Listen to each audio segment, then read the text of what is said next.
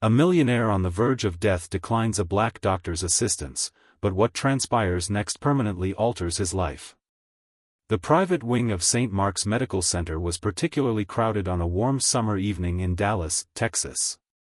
The air was thick with the low hum of medical devices and the muted conversations of staff moving quickly from room to room. Amid the controlled chaos, a man in his late 50s was wheeled into one of the private suites. His face pale and drenched in sweat. This was Ethan Caldwell, a self-made millionaire known for his unapologetically brash demeanor and old-school views. His heart was racing, and the pain in his chest was relentless, a cruel reminder that even wealth couldn't shield him from his own body's fragility. As nurses stabilized him, the attending physician walked into the room. Dr. Marcus Reynolds, a man in his mid-40s with an air of calm authority, glanced over the chart before approaching Ethan's bedside. He greeted the nurses with a polite nod, then looked directly at Ethan. "Mr. Caldwell, I'm Dr. Reynolds. You're experiencing what seems to be a cardiac event. We'll need to run a few more tests and start treatment immediately." Ethan's eyes widened. His gaze darted between Dr. Reynolds and the staff. The shock on his face wasn't just from the pain in his chest, it was the realization that the doctor standing before him was black. A tense silence followed, broken only by the beeping of the heart monitor. With a tight but determined voice, Ethan mumbled, "I'm not comfortable with this." He gave one of the nurses a feeble gesture. "Get me another person. Another doctor is what I want." The room went still. The nurse hesitated, glancing nervously at Dr. Reynolds, who remained composed. This wasn't the first time he'd encountered such prejudice, but the sting of it never fully faded. He cleared his throat, stepping back slightly. "Mr. Caldwell," he began, his tone professional but firm, "I am the attending physician tonight, and I'm fully qualified to handle your case. I assure you, my team and I are here to give you the best possible care." Ethan shook his head, grimacing as another wave of pain shot through his chest. "I don't care about your qualifications. I said I want someone else." The nurse opened her mouth to interject, but Dr. Reynolds raised a hand, signaling her to stay silent. He glanced at Ethan one more time before turning toward the door. "I'll step outside for now," he said evenly, his voice betraying none of the frustration bubbling beneath the surface, "but I strongly advise you to reconsider." As Dr. Reynolds exited, the tension in the room was palpable. The nurses whispered among themselves, clearly uneasy about the situation. Ethan, meanwhile, leaned back against the pillows, breathing heavily.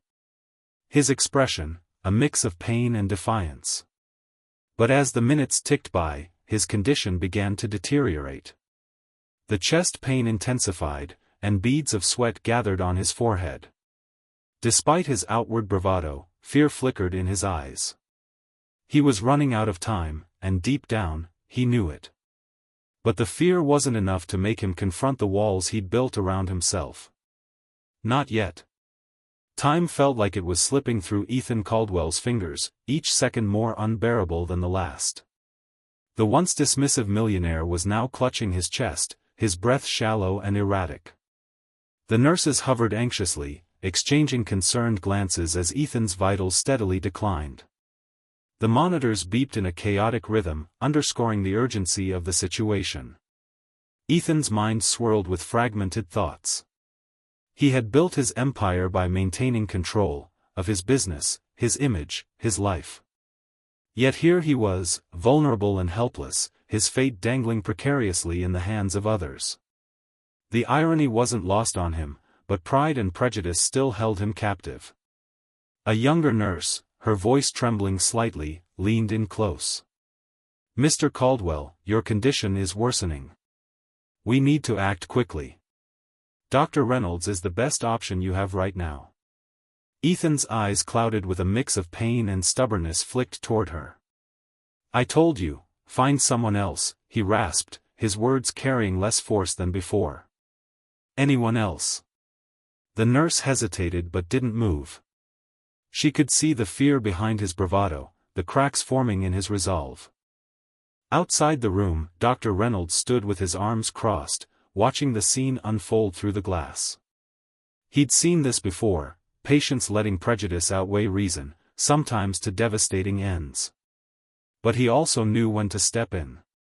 A senior nurse walked up to Dr. Reynolds, her expression grave. "We're losing precious time. If we don't intervene now, he might not make it." Dr. Reynolds exhaled deeply, his jaw tightening briefly. He didn't need to think twice. Personal feelings aside, he had taken an oath to save lives, even when those lives were wrapped in layers of ignorance. As he re-entered the room, Ethan's head snapped toward him, his defiance flickering for a moment before the pain consumed him again. Dr. Reynolds ignored the glare, moving swiftly to the bedside and scanning the monitors. "Mr. Caldwell," he said calmly but with urgency, "your heart is under severe strain. You're experiencing an acute myocardial infarction, a heart attack. If we don't administer treatment now, the damage could be irreversible." Ethan groaned, his hand gripping the railing of the bed so tightly his knuckles turned white. The room seemed to close in on him. Every breath was a struggle, every word a battle. But even now, he hesitated, his prejudices clinging to him like a second skin. Why can't you just call someone else?" he croaked, his voice barely audible. Dr. Reynolds looked him in the eye without flinching. "Because I'm the best person to help you right now and because there isn't time," he said plainly. Their gazes briefly met, Ethan feeling a mixture of desperation and resistance. Dr. Reynolds steady and unwavering. The tension in the room was thick, but the reality of the situation was impossible to ignore. Ethan's body was betraying him, and he could feel it. Suddenly, a sharp, stabbing pain tore through his chest, causing him to cry out. The heart monitor screamed in alarm, and the nurses sprang into action. Panic gripped Ethan like a vice. This was it, he thought. This was how it ended, not in his sprawling mansion, not surrounded by the luxuries he had spent decades amassing, but here in a sterile hospital room with a doctor he had refused to trust. But just as the darkness threatened to close in, Ethan felt the weight of his choices pressing harder than the pain in his chest. He wasn't ready to die. Not like this. Ethan's chest heaved as he gasped for air. The sharp pain radiating down his left arm was now impossible to ignore. The room seemed to blur, the faces of the nurses fading into the background as his vision tunneled. He clenched his teeth, his mind racing through the haze of agony and fear. This was no longer about control or principles. It was survival. I can't," Ethan stammered, his voice barely a whisper. He swallowed hard, his throat dry and raw. "Fine. Do it." Dr. Reynolds, already prepared, didn't waste a second. He nodded briskly to the nurses, issuing precise instructions as they moved swiftly around the room. "Prep the cath lab," he ordered. "We're going in for an emergency angioplasty." Ethan's eyes fluttered shut as the medical team sprang into action, wheeling him down the brightly lit corridor. The sound of rushing footsteps and muffled voices filled his ears, but he could barely focus. His pride, once an unyielding fortress, now crumbled under the weight of his fragility. For the first time in his life, he was utterly dependent on someone he had dismissed. The procedure was a race against time. Dr. Reynolds worked with practiced precision, guiding a thin catheter through Ethan's blood vessels to clear the blockage in his coronary artery. The tension in the operating room was palpable, but Dr. Reynolds remained calm, his hands steady as he navigated the intricate process. Hours later, Ethan opened his eyes to the soft glow of fluorescent lights. He was back in his room, the faint beep of the heart monitor punctuating the silence. His body felt heavy, his chest sore, but the crushing pain was gone. Slowly, his gaze shifted to the figure seated near the window. Dr. Reynolds sat with a tablet in his hands, his expression neutral as he reviewed Ethan's charts. Noticing the movement, he looked up and approached the bed. "You're stable now," he said, his voice even but not devoid of warmth. "We were able to clear the blockage and insert a stent. You're lucky." You'll make a full recovery if you follow the aftercare plan. Ethan blinked, his mind still sluggish. The words sank in slowly, carrying with them a wave of relief, and something else he couldn't quite name. Gratitude. Shame. Both, perhaps. For a moment, neither man spoke. Ethan's pride warred with his conscience, the silence stretching between them like a taut wire. Finally, he cleared his throat. I suppose I should thank you. Dr. Reynolds tilted his head slightly, a flicker of a smile ghosting across his lips. You don't have to, he replied, his tone devoid of resentment. It's my job. Ethan nodded faintly, the gesture heavy with unspoken words. But Dr. Reynolds wasn't finished. He pulled a chair closer to the bed and sat down, meeting Ethan's gaze directly. Mr. Caldwell, he began, his voice steady, you came very close to losing your life today. I need you to understand that this isn't just about your heart. It's about your mindset. Prejudice could have cost you your life tonight. Ethan's jaw tightened, but he didn't interrupt. The weight of the truth pressed down on him, forcing him to confront the ugly reality he had long ignored. Dr. Reynolds continued, his tone softer now. I've been in this field for nearly 20 years. I've worked with people from every background imaginable, rich, poor, black, white. And you know what I've learned? In moments like these, none of that matters. All that matters is trust. Ethan's throat tightened as the words sank in. Trust. It was such a simple concept, yet it had eluded him for so long. He had spent his life building walls, fortifying his own world against anything or anyone that didn't fit his narrow view. And now those walls had nearly cost him everything. Why do you do it? Ethan asked suddenly, his voice hoarse. Why put up with people like me? Dr. Reynolds leaned back slightly, his gaze thoughtful. Because it's not about you, Mr. Caldwell. It's about the people who come after you. If I can change even one person's perspective, then it's worth it. The word struck a chord Ethan hadn't realized existed. He looked away, staring at the sterile ceiling as a strange mix of emotions churned within him, humility, regret, and an inkling of something new, understanding. But understanding wasn't enough. Not yet. Ethan knew the real change had to come from within. The hours dragged on in the quiet of Ethan's hospital room, the hum of the machines a constant reminder of his near brush with death. Sleep eluded him, and with every passing moment, the events of the past day replayed in his mind like a looping film. For the first time in decades, Ethan Caldwell felt small, not insignificant, but vulnerable in a way that stripped away his carefully crafted armor. The door creaked open, and Ethan's eyes darted toward the sound. Dr. Reynolds stepped in, a clipboard in hand and an air of quiet determination about him. Ethan tensed reflexively, unsure of what to expect. Was this going to be another lesson? Another subtle admonishment? But Dr. Reynolds surprised him. I wanted to check on you before my shift ends, the doctor said, pulling up the chair beside Ethan's bed. How are you feeling? Ethan hesitated, his fingers fidgeting with the edge of his blanket. Better, I guess. Sore, but alive. Dr. Reynolds nodded, setting the clipboard on the small table beside him. Alive is good.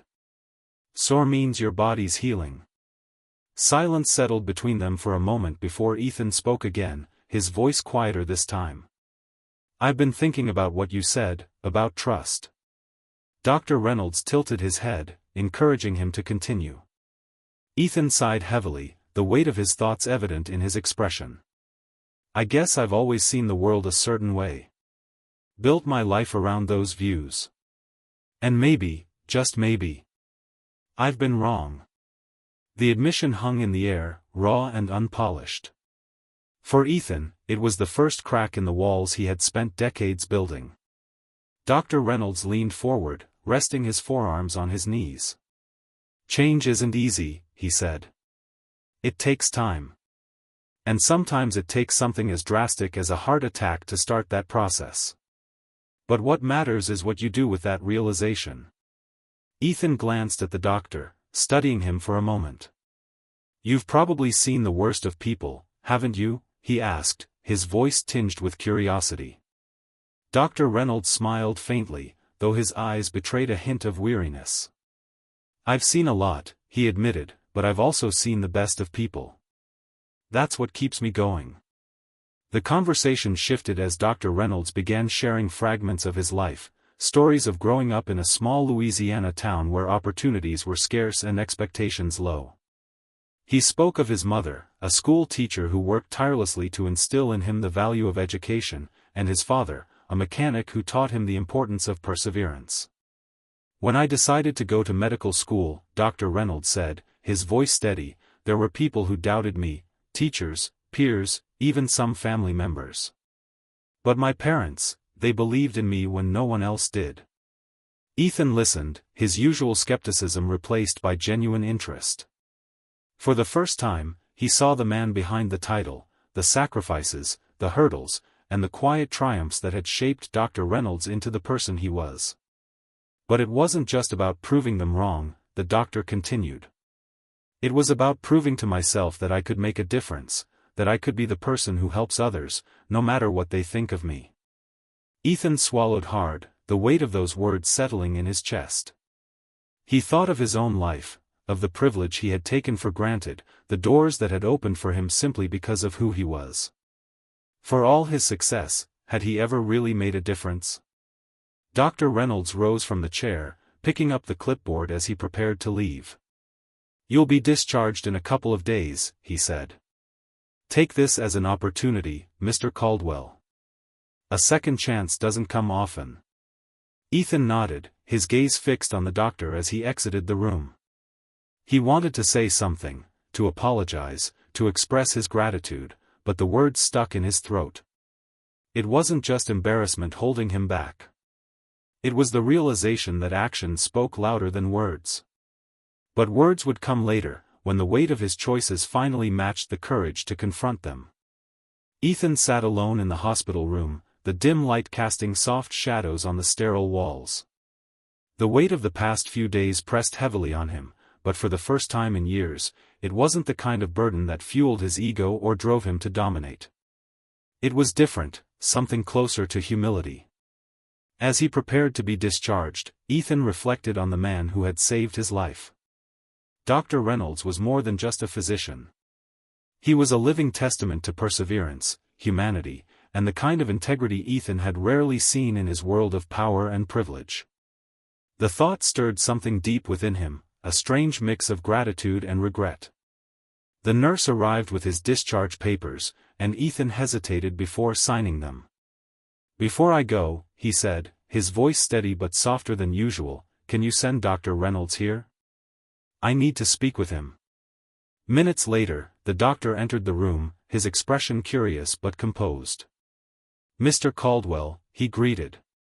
What can I do for you? Ethan shifted uncomfortably in his seat, unused to moments like this. I owe you an apology, he began, his voice rough. For how I acted. For what I said, or didn't say. I was wrong. Dr. Reynolds regarded him for a moment, his face unreadable. Then, with a small nod, he replied, acknowledging that takes courage, Mr. Caldwell. I appreciate it. But Ethan wasn't done. You didn't just save my life. You showed me something I've been too blind to see. I've spent years building walls, thinking they protected me, but they've only shut me off from the things that really matter. Dr. Reynolds listened, his silence encouraging Ethan to continue. I've wasted so much time, Ethan admitted, his voice thick with emotion, but I want to change. And not just for myself. I need to do better, for others. Dr. Reynolds smiled faintly, a look of genuine warmth crossing his face. Change is a process, he said, but the fact that you're willing to start is a big step. Ethan nodded, feeling a sense of clarity he hadn't experienced in years. As Dr. Reynolds left, Ethan resolved to use his second chance wisely. He didn't know exactly what the future held, but he knew one thing for certain, he wouldn't go back to the man he was before. Months later, Ethan Caldwell became a vocal advocate for diversity in the healthcare system, funding scholarships for underprivileged students aspiring to become doctors. It wasn't about penance or redemption. It was about finally doing something that mattered. As he stood at a podium at a scholarship gala, his voice steady and confident, Ethan finished his speech with a sentiment that summed up his journey. It's never too late to change. And sometimes the person you least expect to teach you that lesson is the one who saves your life. Life doesn't give many second chances, but when it does, it's up to us to make them count. If Ethan's story moved you, take a moment to reflect on your own walls and biases. Share this video, leave your thoughts in the comments, and don't forget to subscribe for more stories that inspire change and self-reflection.